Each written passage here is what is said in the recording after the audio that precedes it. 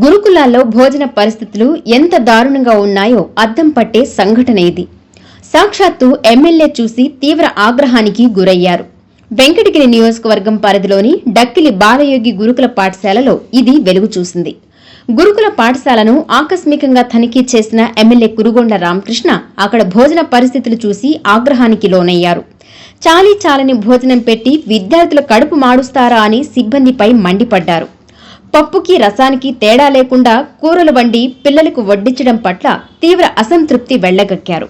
మీ సొంత బిడ్డలకు కూడా ఇలాగే భోజనం వడ్డిస్తారా అని సిబ్బందిని నిలదీశారు. ఉదయం పూట విద్యార్థులకు పాలు, గుడ్డు, స్నాక్స్ ఇవ్వాల్సి ఉండగా ఇక్కడ అవేమీ అందడం లేదని ఎమ్మెల్యే మండిపడ్డారు. పప్పు రసంలా ఉంది, ఆకుకూరల్ని చాలని తాళింపు అంతా చూస్తే 450 మందికి గాను 100 మందికి కూడా సరిపడే కూరలు లేవు. మరి ఇంత దారుణమా? ఇంత జరుగుతుంటే ప్రిన్సిపాల్ ఏం చేస్తున్నట్టు? రాత్రి చేసిన రసాన్ని ఇప్పుడు వడ్డిస్తారా అంటూ ఎమ్మెల్యే ఆగ్రహంతో ఊగిపోయారు.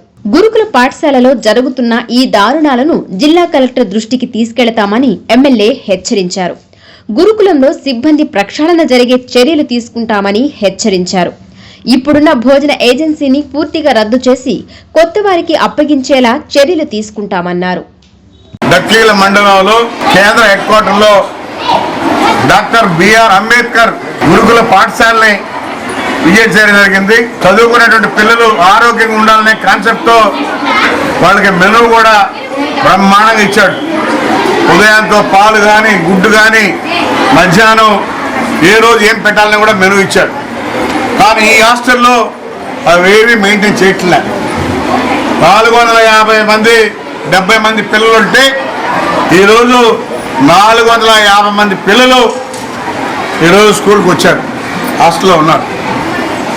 అయితే ఏమేమి చేశారని చూస్తే మెనూకు దానికి సంబంధం లేదు.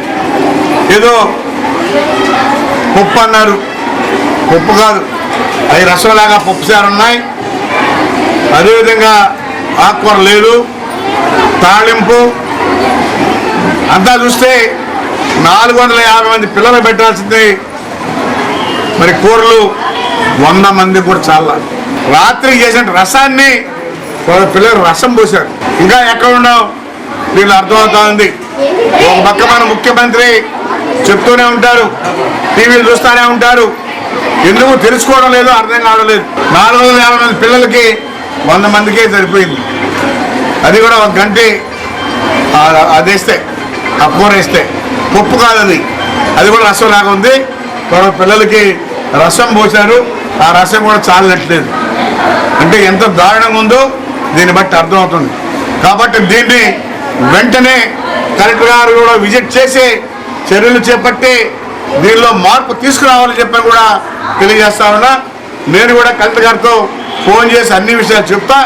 వెంటనే దీనిలో ఉన్న అందరినీ కూడా మార్చి మంచి వాళ్ళని పెట్టి ఆ బిడ్డలకి మంచి ఆహారం పెట్టే విధంగా ఏర్పాటు చేయాలని చెప్పి కూడా తెలియజేస్తాను.